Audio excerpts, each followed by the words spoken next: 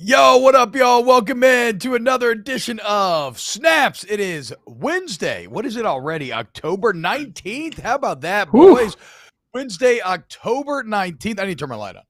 And we are here live for a brand new edition of Snaps. I should start doing that before the show. I will start doing that before the show eventually. Hope that everyone's having a great day. I'm falling apart over here.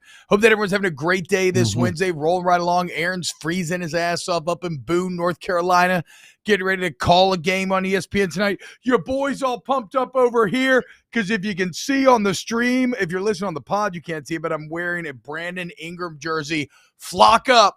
Call. Pels opening day. Hyped up, even more hyped because tomorrow Team Snaps is going to be live at Walk-Ons off of Burbank, 5 to 7 p.m., giving away merch, FanDuel bets and signups, giving away LSU Ole Miss tickets for the game on Saturday, drinking beers. Please, please, please tell all your friends, come out, drag people there with you that show these FanDuel bosses that you love Snaps. And look, Saints game starts right afterwards. So we're doing like a little same game parlay for it. We'll hang out. I'll hang out at least. I don't speak for anybody else. Watch the game afterwards, whatever. So please make sure you come by live tomorrow. Walk-Ons at Burbank. Going to be a great time. Aaron Murray, what's up, dude? How you feeling, man? Two things. One, Kirby Visor, 60 degrees in Atlanta. I am jealous because, like T-Bob said, I'm freezing my ass off. I would have loved to sneak around a golf in this morning, but that's not happening in this weather. And then two, since I will be in Baton Rouge this week, if only I wasn't potty training Maddox on this weekend, I would love to go to my first LSU football game on Saturday. Damn it, Maddox. What are we doing? What a waste, dude. I mean, look, I know what the book says because I've read the book. I know what the book says because I've read the book. Both parents have to be there. It's like you can't have work or anything you need to go to. You need to have your kid naked 24/7 with like a toilet at hand ready to go. And I get it. In 48 hours, you can do a lot of things. But you know what? You can't ever line up again. Being in Baton Rouge when CBS 230 is coming to town. Everybody else is coming to town. Theo Vaughn, Drewski, Todd Graves. It's going to be a party in the capital city this weekend, and it's starting with Snaps tomorrow, 5 to 7 p.m. And you're not calling the game on Saturday. So that sucks, man. That's bad timing. You should oh, wow, look at that. The CBS trucks are parked in front of Ralph Cucuz already. Yeah, you should postpone. You should reschedule a potty train. It can go another weekend, dude. I need to see if Gary wants to come hang out with us tomorrow night. Or Brad. Yes, please, please. I haven't seen Brad Nessler since God, why is my hair so greasy and crazy looking today? I haven't seen Brad Nessler since a meal, a tea meal that we had, I believe, before the Chick-fil-A Peach Bowl back in like 2008. Very random. That'd be cool to see him. What up? Go ahead. Yeah. Well, I was going to say, I'm no longer a CBS employee, so we'll see if they respond or not. But we'll see if we can get them out to walk on tomorrow. See if I got any juice. That'll be fun, though. What up, everybody? Hanging out. What's up? I said, wait, Brad will show up, Brad? Brad will show up. Some whiskey for him. We could do that. I can get him. I can get him a nice bottle that somebody else gifts me. Moscona's got one of the afternoon guy here, huge bourbon nerd, and he has like a ton of bottles that he doesn't want. So I was gonna go pick some up for him anyway. Maybe I can just re-gift one to Nessler. Act like I bought it for him, huh? Right? Getting his good graces. That's how it goes, boys. Shout out to Yappers Me, Dana Bash, Brian Burgess, Kirby's Pfizer, Bob Rutherford, everybody else, A-Barge, everybody else hanging out here in the chat. Remember, go ahead and like it, share the stream, subscribe to the Volume Sports YouTube channel. And if you sign up for the FanDuel Sportsbook app, who ultimately, we're trying to please FanDuel here, right? With all of this stuff, use the promo code SNAPS. It's a great place to gamble, too. It's always super fun. And, sub to the pod. Sub to the pod as well and rate and review it. All right. Look at that. Yeah, Andy J says some good moonshine hookups in Boone, North Carolina. I believe that. Anywhere in the mountains, they're going to make some good shine. My wife's family's all West Virginia, Morgantown natives. And they make fantastic moonshine, dude. It's wonderful. Have you ever had moonshine, Aaron? Tonight. I have had moonshine, and I would love some tonight to keep your boy warm and nice and lubricated and entertaining during the game. So please. The first time I ever had moonshine, I was in high school, and it was this guy from Auburn who was in college already, and he might have been a police officer at the time, or he went on to be one. I remember he had a German Shepherd that was an old police dog that we called the Dutchman because he only responded to Dutch commands because that's how he was trained. And I remember this guy would make his own moonshine first night, and I think we were playing like drinking games with it. And next thing you know, I wake up, shower running on me, no pants on, shirt on, and covered in just, vomit. Not a great first experience with the shine there. But hey, what are you gonna do, dude? What are you gonna do, right? That's what growing up is. You learn these sort of lessons, and you learn how to avoid these sort of situations in the future. Do not drink moonshine from a pseudo policeman who has a German Shepherd called the Dutchman that only responds to Dutch commands. It's just a basic rule in life, okay? Yeah. You know what else is a basic rule in life? Loving college football. And we love college football here on Snaps. And because we're not going to be doing our normal top 5 games of the week tomorrow, you know what that means right now?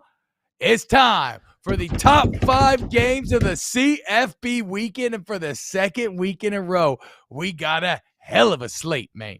As I believe every game we're about to break down is a ranked-on-ranked battle. For the second week in a row, at least 5 ranked-on-ranked battles. And yes, Andy J says it best. When the burning stops, it's time to put it down. Yes, anytime the shine starts going, you're like, oh, this is smooth. This is good. That's when you may be getting yourself into a little bit of trouble.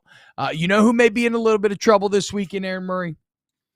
The Mississippi State Bulldogs. And that's what we're starting. Number 5 on the list. Can Mike Leach slay the dragon of Alabama? And I'll start here, man.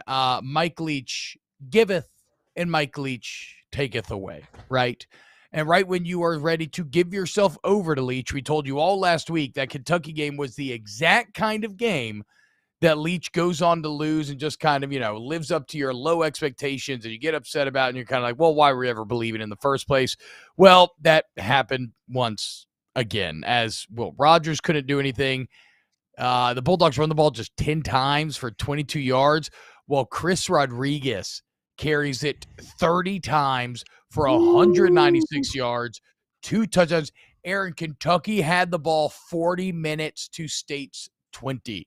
And the only reason I bring this up That's because I think Bama's O-line's way better than Kentucky's. Jahmyr Gibbs is an absolute monster, even better than Chris Rodriguez.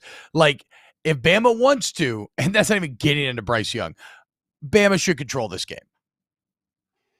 No, they should. I think the biggest issue last week I saw with Mississippi State, and the reason why it was so lopsided when it came to time of possession is the penalties. I mean, Mississippi State, man, unforced penalties over and over again, especially on the offense side of the football. You know, full starts, holdings, 13 penalties for 109 yards. So both these teams are coming into this football game as two of the most penalized teams last weekend. Mississippi State just alluded to their stats, and we know Alabama was just a penalty machine versus Tennessee last week. So both teams, obviously, the goal is to play cleaner football, don't shoot yourselves in the foot.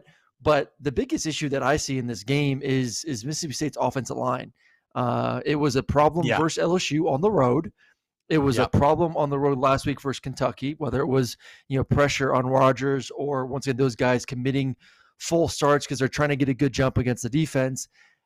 You're on the road again.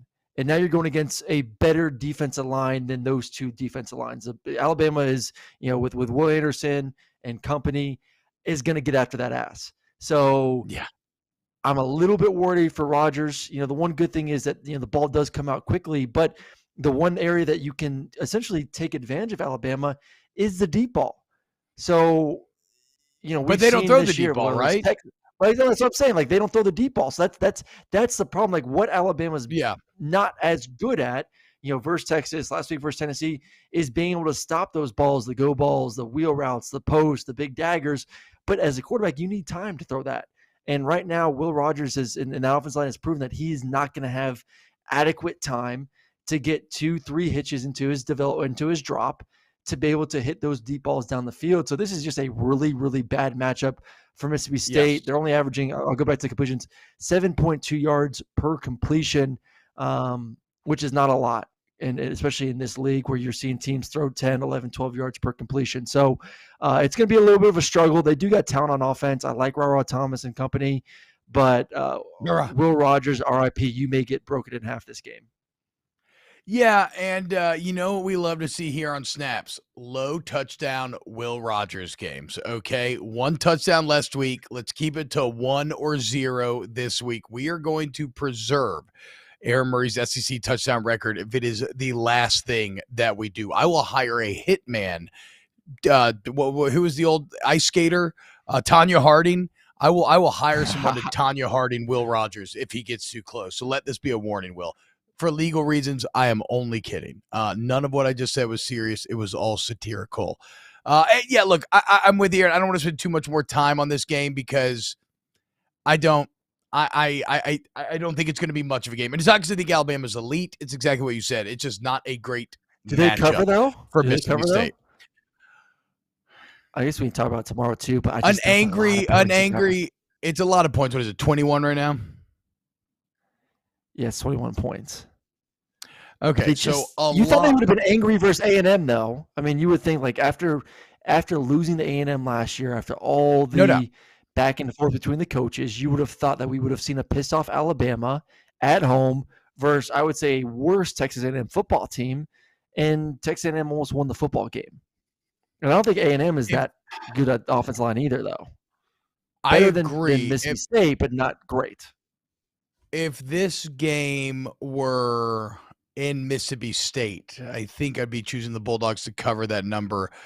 I don't think I'm going to choose them to cover in Alabama simply because I don't see Will Rogers in that offense having a ton of success, and I expect Alabama to lean on Jahmyr Gibbs. And then you got Bryce Young, and that's the thing, dude. If you can't, like, how do you feel? And Aaron, you probably studied their DBs more. Like, how do you feel about Mississippi State's defensive backfield? Because even if you're equal with Bama's weapons, I don't love your matchup because Bryce Young can make you wrong and make himself right. Like, if you're a straight up better secondary or you got an elite defensive line that can get after Young, kind of like Texas did, okay, then I'm starting to buy in a little bit.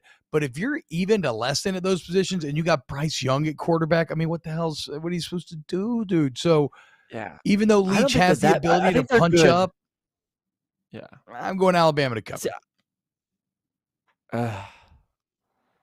I think Mississippi State's a far superior team than A&M.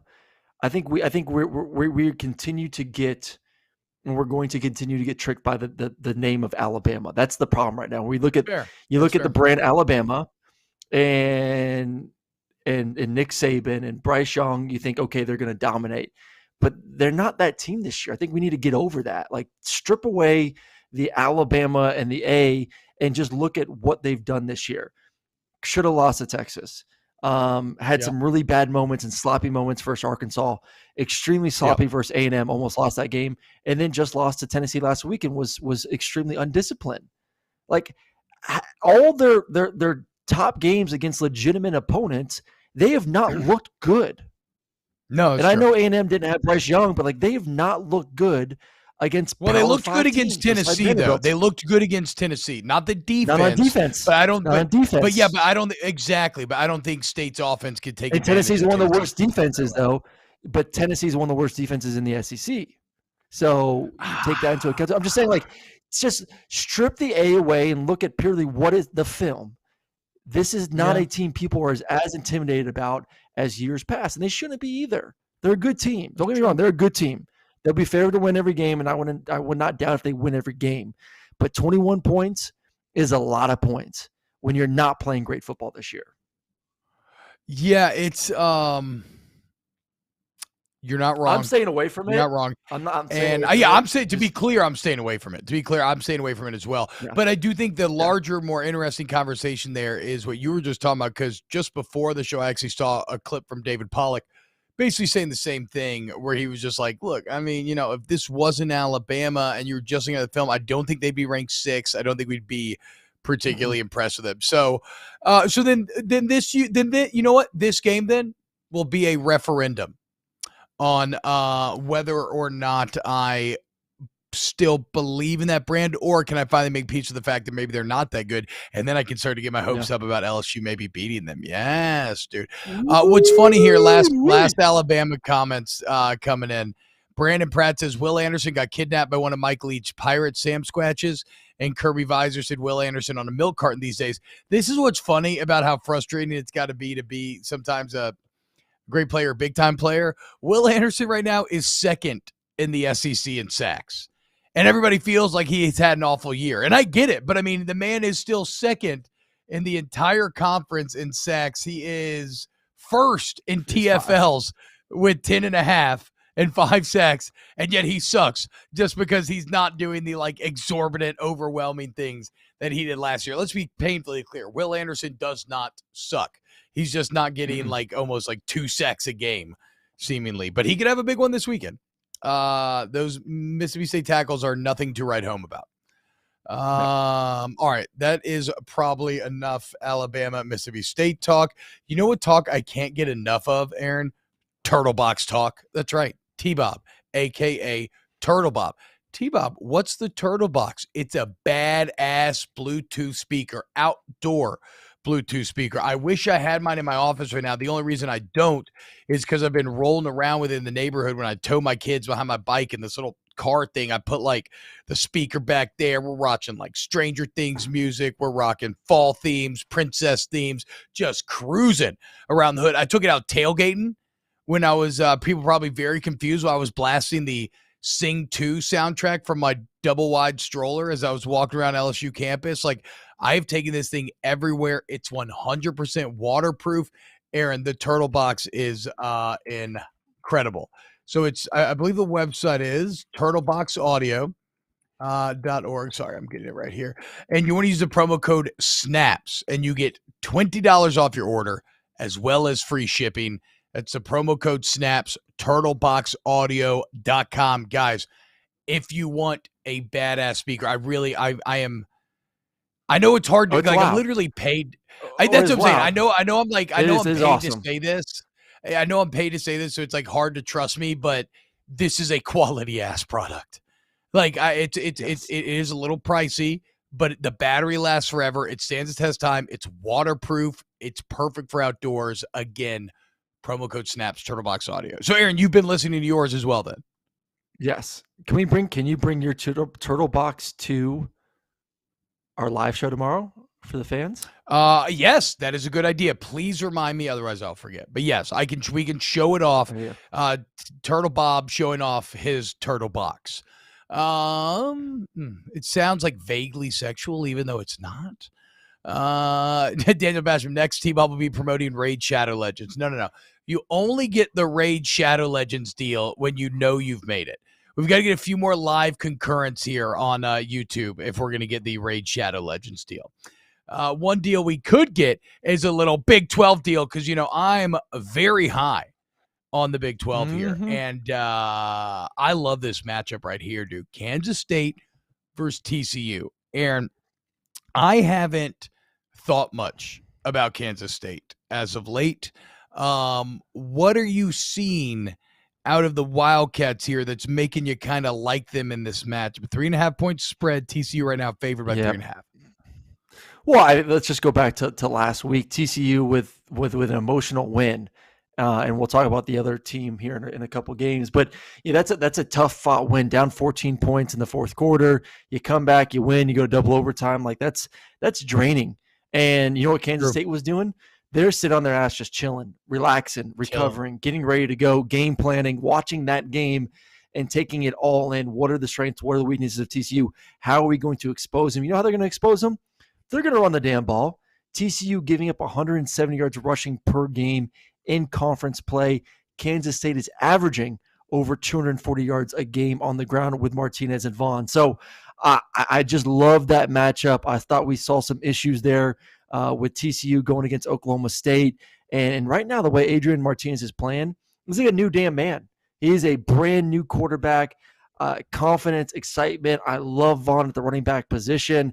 I think them coming off a bye week is going to make this game interesting. It's a 3.5 point spread. I think TCU finds a way to win, but I kind of like the hook. So if I'm someone right now that's listening and wants to get on FanDuel before this thing goes down, I would get it while you still got that extra half point. I think it's a 3-point game either way. I think these are two really, really good football teams. Gorozhin Goki Nikovsky says in the chat, Clemson money line, TCU money line, Oklahoma State plus 6.5 as a parlay. Wouldn't it be? Is it? Yeah. It is Oklahoma State plus 6.5. All right. I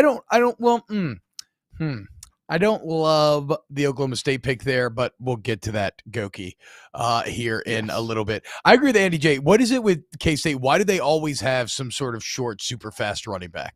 Like ever since Darren Sproles, they just go out of their way to try to find someone who is generally Sproles. He is little. Beast. I know he's so tiny. It's so cute watching. We talked to Roy Williams about that after the Oklahoma game, and he's like, "Man, you." And I know, obviously it makes sense, but you literally can't see him. He's like, as a safety, you cannot see those dudes. I mean, they are literally like, you're like, where is he? And then boom, all of a sudden pops out of nowhere. And then he's just like off to the races.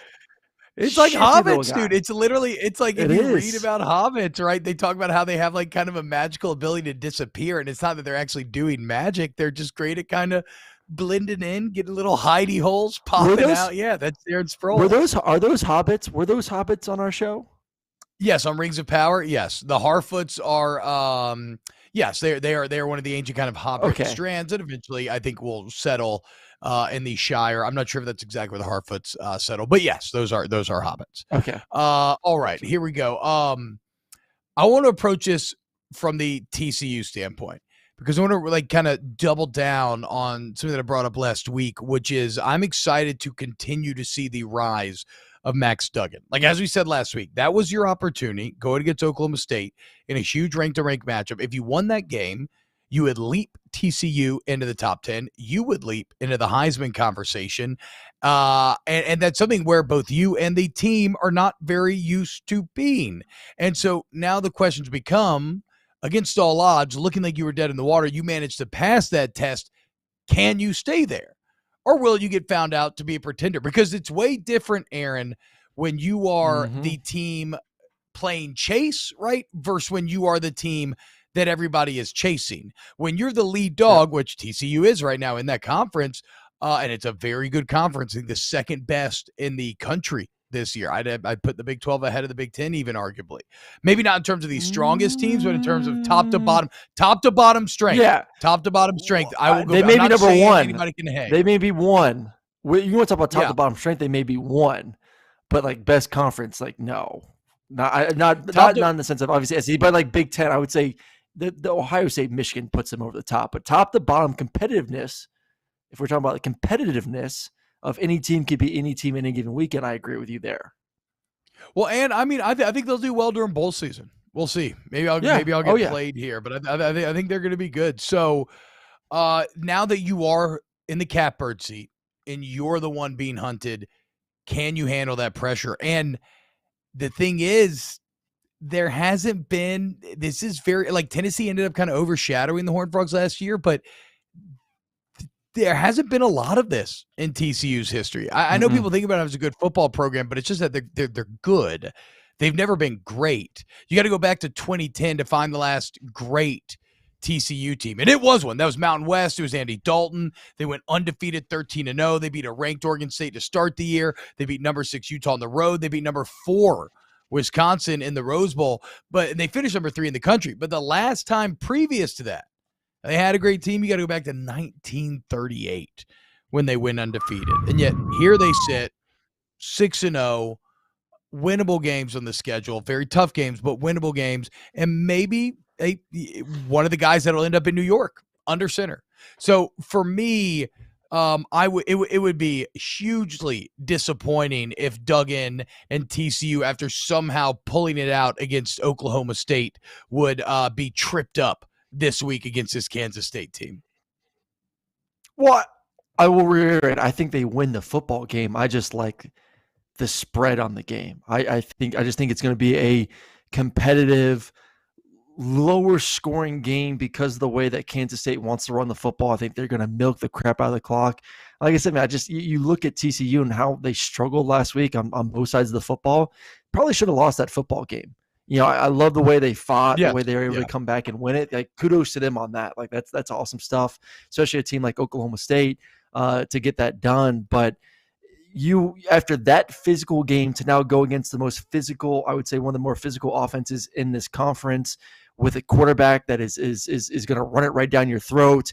Can that defense handle that for 4 weeks after going 4 quarters plus 2 OTs in the win last week for Oklahoma State? I just wonder, leg-wise, are they ready to go? Because I don't think they have had their bye week. So they've had their bye week, but still coming off that last week, you know they're going to be a little bit tired. Yeah, and this is probably so this is probably going to be one of those games where Max Duggan and that offense are just going to have to look, man. Like we said, you want to end up in New York, Dugs? This is the way that you do it. And I love, nice call. I love Max Duggan as far as quarterback names goes. It sounds like if you're writing a movie script, it's what you would name your star quarterback. Dark Jameis says, Harfoots are straight up evil, and I can prove it to anyone in this chat that likes that horrendous abomination of a show. Okay, first off, I can understand the Harfoot being evil thing. We don't need to get into it. Secondly, though, Rings of Power is not horrendous. It's freaking awesome, James. It's so good. Here, dude. Yeah, it's phenomenal. It's phenomenal. House of Dragons. Yep. Or Rings of Power. My wife asked me this the other day, so I'm going to propose this to you. What are you choosing? I got to go with a classic fence-sitting preface here, okay? They are two wildly different types of fantasy, right? Like I keep saying, one's kind of historical fantasy, fiction. Though. Yes, but one's like historical fiction, political intrigue fantasy, and one's like high mythological fantasy. That said, if I'm being honest with myself, I think for me personally, it's been House of Dragon. I love how Rings of Power finished.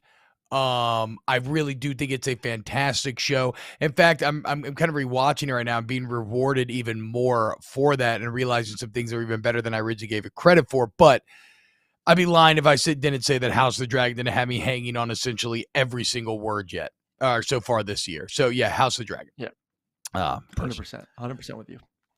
It's not. Let's be honest. It's not close. Yeah. If we're gonna do I don't know. No. I will fight back against the not close. It didn't feel close at first. Rings of Power finished very strong. Excellent fourth quarter from Rings of Power. Excellent fourth quarter. Yes. They were like, I don't know if they quite forced overtime, but they rings of power with the backdoor cover. They were down 2 scores and covered the 6.5. Absolutely. Yes, exactly. And I was proud of them for that. But yeah, for me to admit that means a lot because I'm obsessed with Lord of the Rings, y'all. It's like my favorite thing in the world. In fact, those are the miniatures that I'm painting right now, are all Lord of the Rings miniatures. They're great, dude. They're awesome. And Andor's awesome too. I can't wait for a new episode tonight. Even though I'm not going to watch it till later because I'm watching Pels tonight. All right. So we talked TCU. The team that TCU had to pull it out against last week, Oklahoma State, no rest for the weary. The Cowboys also, look, 2 Big 12 games back-to-back here on the top 5. The Cowboys also in a big matchup as they got the Texas Longhorns coming to town. And I don't think we've talked about it yet on this show, Aaron, but Texas did something very special last week. And it's not that they were overly impressive, but what they did do, they won a 1-score game. And up to that point, they were 2-7 in the Steve Sarkisian era in 1-score games. In fact, I had an entire thing written out during that game about classic Texas. Here we go again, screwing it up, blah, blah, blah, blah, blah. But look, I kind of understand why it was so close, right?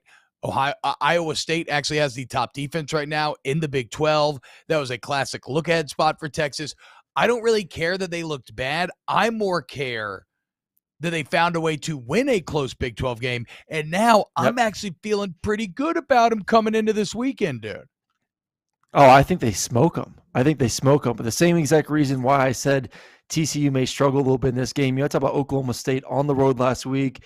You feel like you got it. You're about to be – you were the number 1 team in the Big 12 heading into that game versus TCU.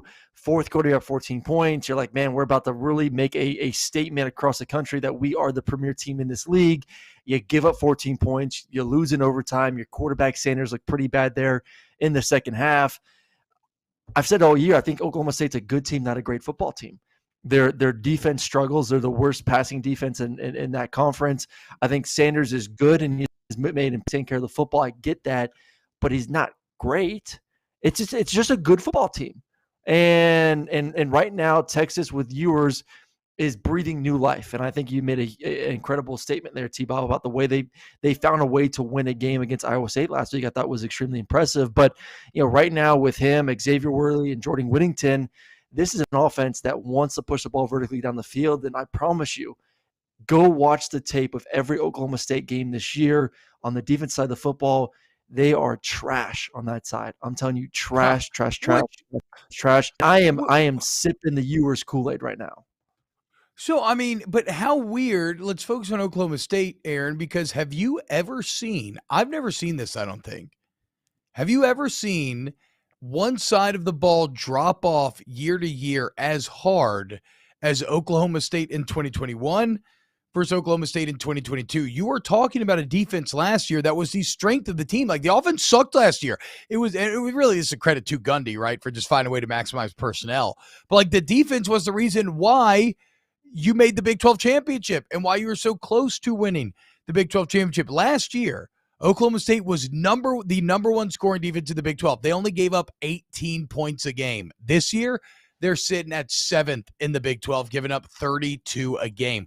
They were the number 1 total defense last year, holding opponents under 300 yards. This year, they're 8th. They're giving up 437 yards a game. And they didn't really lose. They didn't really lose the front 7.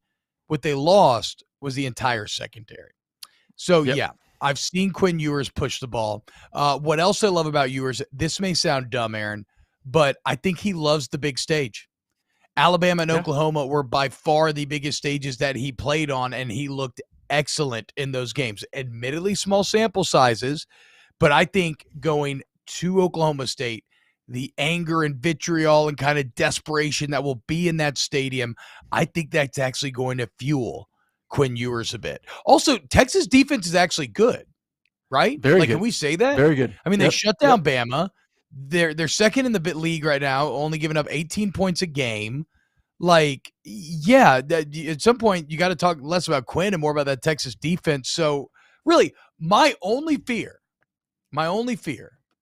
I've been listening to a lot of Vince Guaraldi lately, right? Who does all the Peanut soundtracks and everything. My only fear is, am I going to be kicking my ass on Saturday for once again trying to kick that football and support Texas? Because like, are we Charlie Brown? Is Lucy just sitting there? No, come on, guys. It's everything you just said. The Oklahoma State defense is bad. Like, Quinn Ewers, the Texas defense is legitimately good. They'll definitely win and cover. Like, are we Charlie Brown? I don't know. No. But I'm gonna bet. I don't think so. You know what? I'm gonna go kick that football again, dude, or try to. I don't think so, because of they have a quarterback. I mean, Ewers is going to be one of the first two quarterbacks taken, not this year's draft, but the following year's draft, between him and Drake May there at UNC. Both of them have 1 year left, which is kind of scary. The fact that they have a guy like that can lead your team gives me confidence Texas can win games. And you talk about last week's game versus Iowa State, and you talk about Texas's defense. Iowa State's the number one defense in that conference, only giving up 15 points per game. So it's not like they were going against some yes, exactly, loosey-goosey defense like they're going to see this week. So I think they storm it up, man. I think they throw for a ton of yards. I love their skill. Sark as a play caller. I think this is a big statement win for them, for Texas. Of, hey guys, we are here to win this conference, and we're still alive, because they are. They are still alive. And if they win this game this weekend, and they win in a fashion which I think they can win, I think I said a week or two ago, I would honestly pick Texas to win the Big 12. If they win this game in a fashion which is dominant, throwing the football, playing good defense, and especially if they cover the spread, so they win by 7+ points, I think you start assuming that they have a chance to be the favorites in that conference. Okay. I can't go there with you yet. But I am fully supporting you in Texas covering this weekend. Quick question for the chat. Candy corn, yes or no? I am a huge candy corn fan. Brum, doing away in here as well. Aaron, candy corn guy? I'm a huge candy corn guy. Yes. Okay, yes. Good. Then we got a bunch of good blue-collar Americans on this show right now. All right, the number 2 game of the week, a little ACC action. That's right. Every now and then, and Brum, I think your mic is still open, but every now and then, the ACC will shit out a game that is worth watching. And here is one right here. Syracuse and Clemson. Syracuse at Clemson. The only problem with this game, Aaron, it's not in the Loud House. Very disappointed, as instead this will be in that fake-ass Death Valley they have in over there in South Carolina. Fake-ass Death Valley. Damn, you're salty. Yeah. I do wish the game was in Syracuse. I love Syracuse boy. I know you're a VFL for life. I'm a Cuse boy for life. Go Big Orange. Listen, Syracuse is wrong. No. I love Syracuse. Look, I have it written right here. Bottom line, I love family Syracuse. Is from Syracuse. Oh, no shit. So okay, let's ride, dude. Yes. Let's go, dude. Calm down over there. Orange boys, tap me up, dude. My dad literally grew up in Syracuse, went to East Syracuse Manoa High School. My brother was born in Syracuse. Yeah, I got Syracuse running through my veins, bro. Calm down over there. You fake ass. Okay, Syracuse my bad. I didn't mean to steal any valor here. That's my bad. All right. It's like you trying to spin the dreidel over there or something. Hey, my stepdad is Jewish, okay? So I don't know. You tell me. True.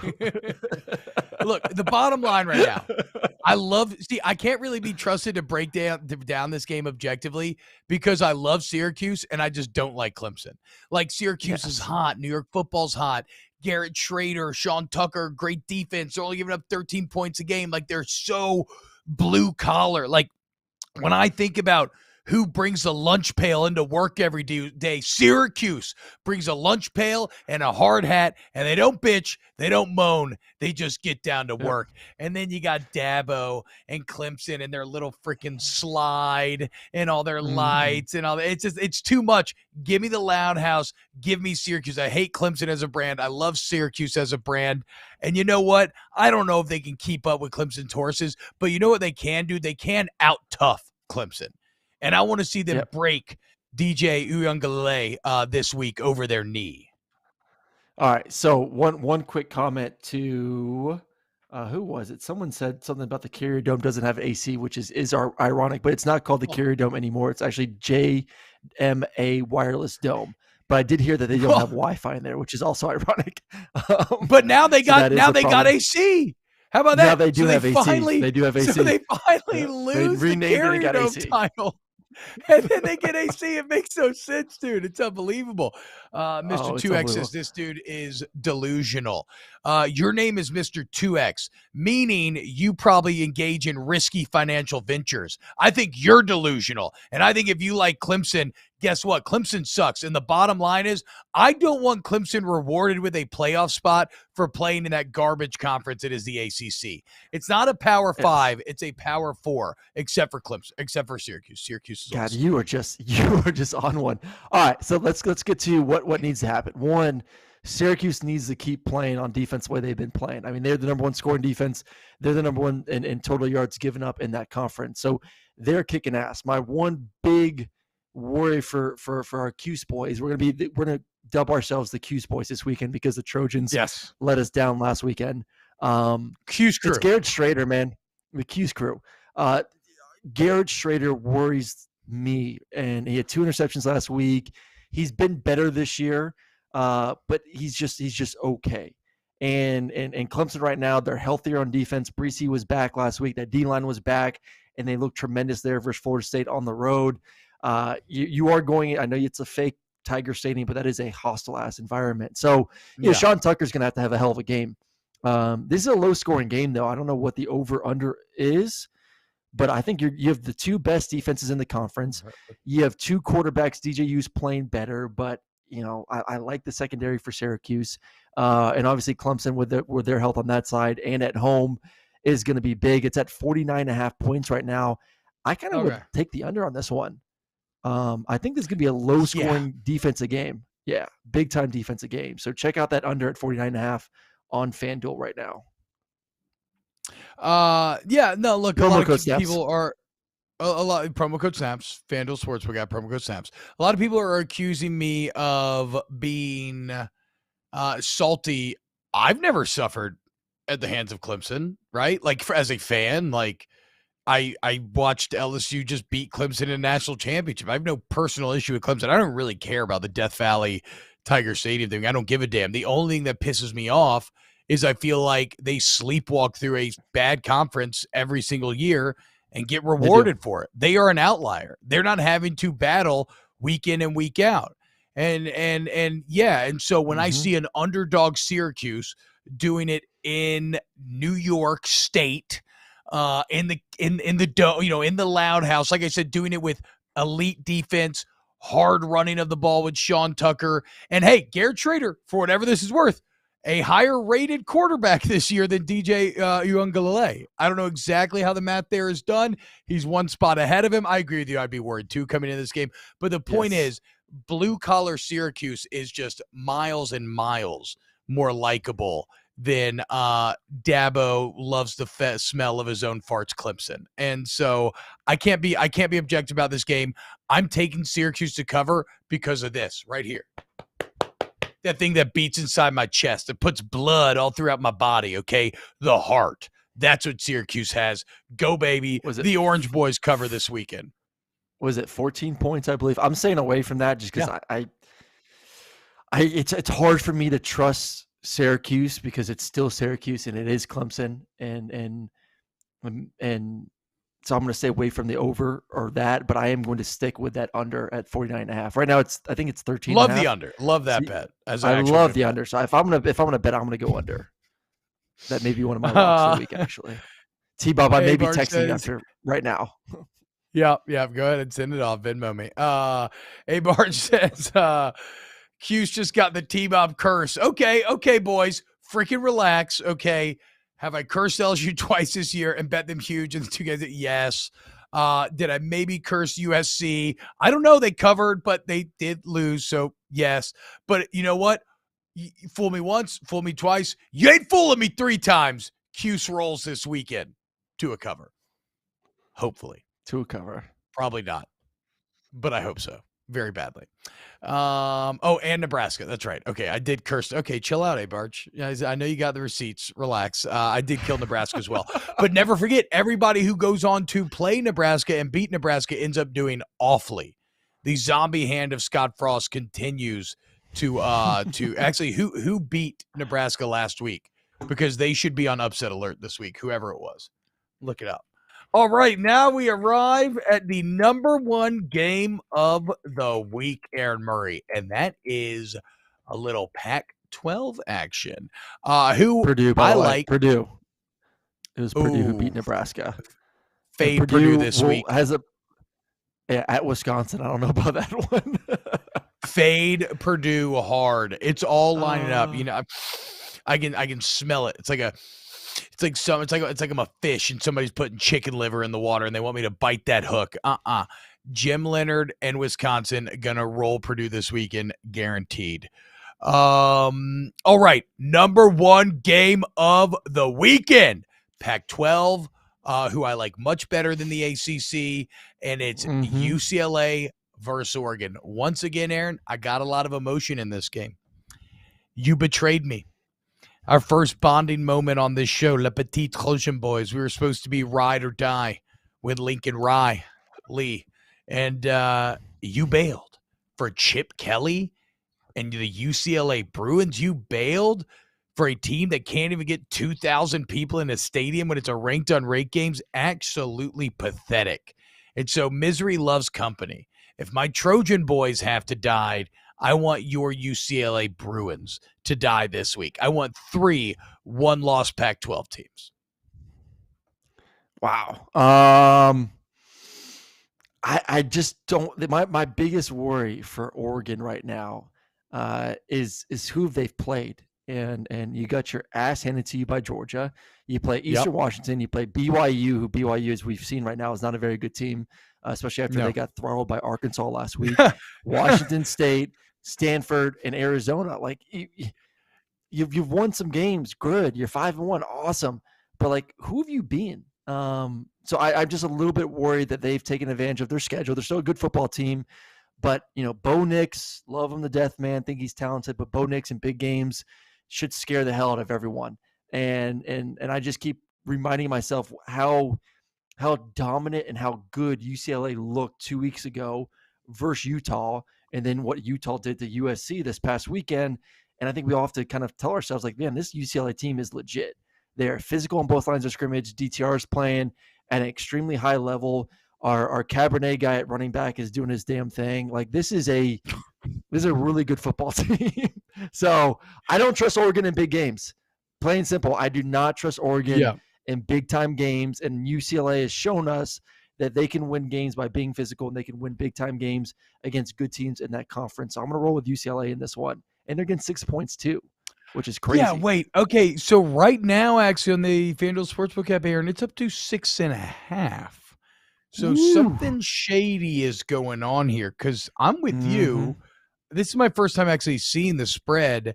I just assumed that UCLA was favored by like 3 on the road. So if that's where my head was at, and now maybe I take it back about wanting UCLA to lose because I want to try to make some money this weekend. And I would definitely, I mean, I think if anything, I feel like it's going to be a close game. Like I don't see Oregon and Bo Nix running away with this thing. It's on the road, so UCLA is going to get the added benefit of actually playing in front of people, which gives you like a little more juice when you're out there on the field. So I guess as much as I hate it, I'm going to have to join you with the Bruins. Hopefully they don't lead us to ruins. Now let's play this out. Screw my Bruins over just because you're. What are you talking about, dude? I'm not jumping ship. No, don't you jump ship. Dude, you are married to USC, so don't try to come over to the good Bruins. I like USC. I still like USC. Okay, they covered last week. They finally gave me a 2-1 week again to break the slide on best bets. Okay, and people are saying that Lincoln Riley's teams, Light Dog says, can't compete at the line of scrimmage. USC's offensive line is awesome. Their defensive line sucks. So, half the time they can compete. on the scrimmage. So yeah, no, Andy J says home fans will throw UCLA players off. I guess there is that as well. Maybe they're so unused to playing with crowd noise and people in the stands, they get all freaked out and wide-eyed by it. Who has a better chance of winning the Pac-12, making the playoff, do you think, out of these two teams? I think UCLA does. I just think they're the better team. I think to me, there's I think they're both possibly very good. I've seen more from UCLA because of the teams that they've been, and I just don't know, once again, if Oregon is benefiting from their schedule. Can Oregon take care of the football? But I like the Bruins. I like what they're doing, and both their schedules line up nicely. I mean, this is a tough game on the road for them, and then UCLA doesn't really face another challenge until they play USC at the end of November. They got Stanford, Arizona State, Arizona, and then at California. So if they win this football game, it's kind of smooth sailings to that game there in LA. Yeah. Yeah. Unfortunately, we're not going to get the undefeated matchup, but it still could be one that determines the fate of the Pac-12 and the playoff. Mm-hmm. T-Pat says, T-Bob swinging and swapping UCLA and USC, polyamorous LA fan. That's right. Ever since I adopted the West Coast, like the rest of the West Coast, I've adopted a loosening of morals and ethics. I have foregone traditional marriage values, and now I'm just into swinging and surfing, brah. And that's what we're getting ready to do this weekend. Let's go, Bruins, dude. I'm with you, Aaron. Let's go. Love is being live at Walk-Ons on Burbank, 5 to 7 p.m. tomorrow, where we got LSU Ole Miss tickets to give away. We got beers to drink. We got merch. We got FanDuel sign-up sweet bets. We got a Saints game to watch afterwards. We got same-game parlays. So please, please, please, please come out. If you are in Baton Rouge, please come out and hang out with your boys. Snaps live tomorrow night. And thank you so much. Hootie, there is mezcal to drink. I will be sticking to beer tomorrow. Nice. I cannot go mezcal on a Thursday. That will set and this is going to be a hard partying weekend. Make no mistake. Like I said, Baton Rouge is going to be popping off this weekend because people have hope. Like there's going to be a win, so no mezcal, but I will drink a lot of beer on Thursday night with y'all. Hey, look, huge thank you to everyone hanging out in the chat. Huge thank you for supporting the show. Like it, subscribe to it, check out the podcast, rate and review it, share with your friends, especially sign up for the FanDuel Sportsbook app, promo code SNAPS. And yeah, man, is that tomorrow? We will see y'all tomorrow, hopefully, either on YouTube or in real life. See you then for brand new Snaps.